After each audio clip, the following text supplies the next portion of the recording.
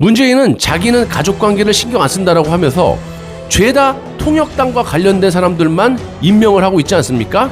이렇게 통역당 사건 때 사형수만 3명이 됐고 이문규, 김종택, 김진락 같은 사람인데 이런 통역당 관련자들이 아직까지도 남아서 국가를 위태롭게 하고 또 이런 자들을 문재인이 살려주려고 하고 누명이라고 하면서 재수사를 하려고 하는 겁니다. 한마디로 공산주의자들의 특징인 봉건주의 때문이라고 딱 잘라 말씀드릴 수가 있겠고요. 지 목숨 살려줄 테니까 문정권을 치라고 하면 이자는 바로 등 돌려버리고 문재인을 칠 인간이에요. 뭐가 됐던지 어떤 인간이 되더라도 문재인은 곱게 살아 돌아갈 수 없는 강을 한참 전에 건넜다라는 겁니다. 반갑습니다. 자유민주주의 빵식입니다. 오늘 4월 27일 화요일이고요. 자, 오늘은 날이 좀 흐리고 살짝 비까지 내린다고 합니다. 개인적으로 좀 다행이라고 생각하는 게 어제 그제 제가 시제 때문에 강원도에 갔다 왔는데 만약에 비가 내렸다면 정말 고생을 했을 텐데 날이 무지무지 좋아서 아주 기분 좋게 조상을 모시고 왔습니다. 다음 달 중순에는 또 어머니 제사라 조금 텀이 있긴 하지만 이 장손이라서 1년에 제사 모시는 게 엄청 많습니다. 자, 그건 그렇고 오늘 코로나 확진자부터 말씀드려보도록 하겠습니다. 오늘 확진자는 512명이고요. 국내 변이 바이러스가 문제인데요. 이것들이 지금 변이 바이러스를 꽁꽁 숨기고 있습니다. 매주 월요일, 그러니까 어제 발표가 되어야 되는데 기사를 아무리 찾아봐도 그 숫자를 공개 안 하고 찾아볼 수도 없어요. 다만 인도 변이에 대해서 말만 하고 있는데 일단 인도 변이가 심각한 듯 보이고 한국도 지금 9명의 변이가 발생된 것까지만 이렇게 알려지고 있습니다. 현재 인도에서 하루에 30만 명의 확진자와 하루 2,000명이 죽어나간다고 합니다. 정부 발표가 딱히 없는 상황에서 인도 항공편 운항 중지 정도 이런 기사만 나오고 있습니다. 여러분들 다시 한번 당부드리지만 백신도 잘 들지 않고 기존 코로나보다 전파력과 치명률이 매우 높다라고 전해지는 변이 바이러스 추이를 눈여겨보시기 바랍니다. 자, 문재인이 나라를 훔쳐간 후에 국가의 모든 시스템을 완전히 붕괴를 시키고 법칙까지 무너뜨려서 국가가 매우 혼란에 빠져 있는데요. 법의 판결을 내리는 법원의 주요 요직의 판사들의 34%는 이 김명수라는 정권의 앞잡이 대법원장이 장악을 하고 있고 수사와 기소를 하는 검찰의 수장은 2달이 넘게 비어있는 상황에서 이제야 후보군을 발표했는데 정말 기도 안 찹니다. 여러분, 오늘 굉장히 중요한 말씀을 드릴 테니까 끝까지 시청을 해주셔야 됩니다.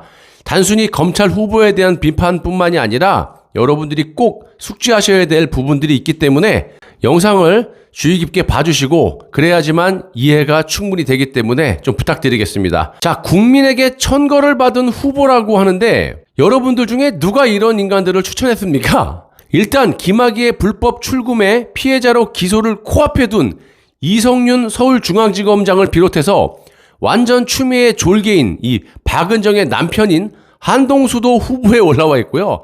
김호수 등등 정말 누구를 선택해도 문재인의 수준을 그대로 보여주는 마지막 검찰총장의 후보들인데 더 어처구니가 없는 후보를 말씀드리면 여러분들이 혈압이 정말 그래도 말씀을 드려야겠습니다. 일단 한동훈은 제가 봤을 때 구색 맞추기용으로 올렸는 듯 하고요. 이문정, 여기 이 여자 아시죠? 이런 게 대한민국의 검찰총장 후보로 올라와 있습니다. 평검사 깜도 안 되는 이런 작자가 대한민국의 검찰총장의 후보로 올라와 있다는 것은 정말 충격적이고 이자들의 수준을 그대로 보여주는 거 아닙니까? 문재인, 그냥 남은 임기도 공석으로 그냥 비워두는 게 낫지 않니? TV를 보니까 박범계도 완전히 똥 씹은 표정으로 겨우 인터뷰를 하던데 지가 봐도 어이가 없겠죠. 그래도 범계는 자신을 법무부 장관으로 임명시켜준 이 문재인을 향해서 차기 검찰총장 인선 기준으로 국정 철학을 언급을 했고 범계는 전날 정치검찰 탈피는 대통령의 수건이었다라고 끝까지 문재인을 찬양을 했습니다. 어느 한 사람이라도 깜이 되는 사람이 있어야 이런 말은 안 할 텐데 법무부 장관 자체도 깜이 안 되는데 무슨 말이 필요하겠습니까? 문재인이 이 정도로 자기 방어막을 치기 위해서 말도 안 되는 인사를 하려고 하는 겁니다. 이성윤이가 제격이지만 검찰에서 기소를 한다고 하니까 움찔하다가 자신의 지금 입장을 대놓고 방어해줄 철판 중에 강철판은 그래도 경희대 동문이자 흠이 많이 가 있는 망가질 대로 망가져 있는 그런 이성윤이밖에 없다고 보고 체면이고 뭐고 다 집어던지고 이성윤이를 총장에 임명하기 위한 주변 쓰레기들을 죄다 모아놓은 곳이라고 봅니다. 우선 이 좌익들이 이해 안 되는 인사를 왜 자꾸 이렇게 하는지 여러분들이 아셔야 이해가 쉽습니다. 이 문재인이 왜 자꾸 이런 인사를 그동안 했고 지금도 하려고 할까요? 우리가 이 문재인은 공산주의자라고 말하는 것이 괜히 그러는 게 아닙니다. 본인 입으로 자유민주주의 체제의 대통령인데도 불구하고 사이공의 공산화를 보고 희열을 느꼈다라고 하고 국가보안법을 위반해서 징역을 20년을 넘게 산 신영복의 이념과 사상을 존중한다라고 하고 혈맹인 미국을 배신하고 중국과 북한만을 위한 정치를 해온 것도 사실입니다. 더 중요한 건 봉건주의를 매우 중요시한다라는 겁니다. 누가? 공산주의자들이죠. 이 자유민주주의의 자본주의 사회보다 혈연, 지연, 학연, 연고 이런 걸 중시하는 것이 공산주의인데 한마디로 요즘 개인주의보다 집단 체제 같은 집단주의, 우리 가족끼리, 우리 문중끼리, 우리 동문끼리 대표적으로 우리 민족끼리라는 거 아시지 않습니까? 이런 식이기 때문에 공산당 좌익들은 지하당을 조직할 때 자기 친척을 우선적으로 합니다. 간첩 활동을 하더라도 자기가 먼저 침투를 해서 자기 친누나, 형, 외삼촌, 조카 등등 우리가 부정할 수 없는 사실도 있지 않습니까? 문재인은 자기는 가족관계를 신경 안 쓴다라고 하면서 죄다 통역당과 관련된 사람들만 임명을 하고 있지 않습니까? 그리고 상당히 챙기려고 하고 있고요. 통역당은 아시다시피 대표적으로 신영복이 있고요. 한명숙 그리고 한명숙의 남편인 박성준 그러니까 신영복은 국가보안법으로 20년을 감옥살이한 최고의 간첩이고 이런 자를 문재인이 이념과 사상을 존경한다고 했고 광진구 의원이 된 고민정도 신영복과 문재인 그리고 지 남편을 존중한다고 하지 않았습니까?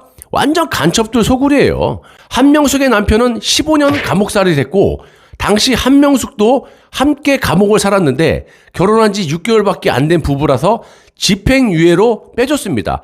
그런데 이 여자는 정신 못 차리고 간첩 한명숙이도 국가보안법을 다시 어겨가지고 징역을 살았고 이런 자가 노무현 때 국무총리를 했습니다. 좌파들이 집권을 하면 이런 간첩들이 국가를 운영하다 보니까 나라가 잘 될 일이 있겠습니까? 뒤로 빠꾸 하는 것이 당연한 거죠.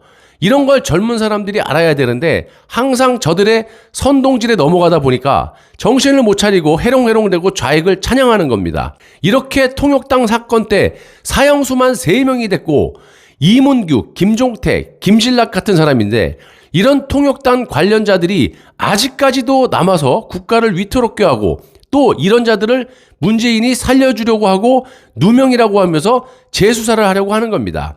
한마디로 공산주의자들의 특징인 봉건주의 때문이라고 딱 잘라 말씀드릴 수가 있겠고요. 이번에 정말 말도 안 되게 문재인을 찬양하다가 청와대 방역기획관으로 임명된 김호란 이 사람 보시죠. 암센터 교수인데 방역하고 뭔 상관이 있다고 방역기획관으로 임명을 했을까요? 백신 없어도 된다. 문재인이 백신 수급 잘못했을 때도 잘하고 있다라고 찬양한 사람입니다. 어디서? 김어준의 동물농장에서. 이것도 마찬가지로 봉건주의 때문에 그런 겁니다. 또 이름이 왜 김호란, 모란이냐? 일단 모란봉 아시죠? 좌익들이 우상시하는 모란봉을 뜻하는 거고요. 김호란의 아버지가 당연히 지어줬겠죠. 김호란의 아버지가 통역당의 재건당 대표로서 15년 감옥살이를 했던 간첩이고 통역당이 4번째 재건을 꿈꿨는데 그 중에 하나가 김호란의 아버지라는 겁니다. 간첩의 딸? 그리고 김호란의 오빠도 의문사로 동사했다라고 하는데 웃긴 건 이런 김호란의 아버지와 오빠는 망월동의 민주열사 묘지에 있다라는 겁니다. 민주열사. 아무튼 김호란의 이름은 간첩인 아버지가 지어준 좌익들의 꿈의 모란봉의 모란이라는 겁니다. 이런 자들을 챙기는 좌익들의 습성, 그러니까 현재 자유민주주의, 자본주의와 전혀 맞지 않는 봉건사회, 봉건주의 때문에 이런 인사를 자꾸 하는 겁니다. 다시 돌아가서 우선 이 검찰총장 후보들 중에 추천위가 3, 4명의 후보를 정하면 이걸 가지고 박범계가 문재인에게 들고 갑니다. 그러면 그 중에서 문재인이 하나를 골라서 지명을 하면 하나마나한 인사청문회를 거쳐서 5월 말에서 6월 초에 정식으로 임명이 되는 겁니다. 그런데 정말 중요한 건요. 이런 쓰레기들이 중요한 게 아니라 어떤 사람이 총장이 되더라도 돌 맞아 죽기 일보 직전인 문재인이 임명한 총장을 이성윤이 말고는 좋아할 사람이 없다라는 거고요. 임명이 되더라도 문재인 정권을 수사하는 평검사들을 막을 명분도 없고 되려 문재인을 내치는 쪽으로 갈 수밖에 없다라는 거예요. 아마 문재인도 이런 점들 때문에 고민의 고민 끝에 2달간의 총장직을 비워놓을 수밖에 없었던 겁니다. 어렵게 생각할 것 없이요. 여러분들이 검찰총장 후보라고 생각을 해보세요. 이성윤이 말고는 검사직을 계속 해먹기 위해서 어떻게 해야겠습니까? 문재인을 비호하다가는 같이 감옥 갈 게 분명한데 문재인 정권의 총장이 되길 원하시겠습니까? 또 총장직을 맡는다 하더라도 지금 전국의 검사들이 검찰 해체를 하려고 하는 이 문재인을 그냥 두겠냐고요. 이 정권 말에. 이때다 하고 그냥 돌을 던지고 수사하고 기소하고 난리가 날 겁니다. 절대 막을 이유도 없고요. 총장이 그냥 모른 체 하겠죠. 그래서 이성윤이를 다시 후보로 어쩔 수 없이 올리고 나머지는 들러리로 구색 맞추기용 후보로 보시면 될 듯합니다. 이성윤이 같은 야비한 자가 총장이 되더라도 다 무너져가는 문재인을 의리 있게 끝까지 방패막이가 되어줄지도 의심입니다. 이자는 전력이 있지 않습니까? 박정권 때도 알랑거리다가 문 정권에 들러붙었고 본인을 최측근에서 보좌했던 1, 2, 3차장들을 배신하고 지 혼자 자리를 지키는 아주 시대의 간신 중에 간신이고 배신자인데 지 목숨 살려줄 테니까 문 정권을 치라고 하면 이자는 바로 등 돌려버리고 문재인을 칠 인간이에요. 뭐가 됐던지 어떤 인간이 되더라도 문재인은 곱게 살아 돌아갈 수 없는 강을 한참 전에 건넜다라는 겁니다. 감사합니다.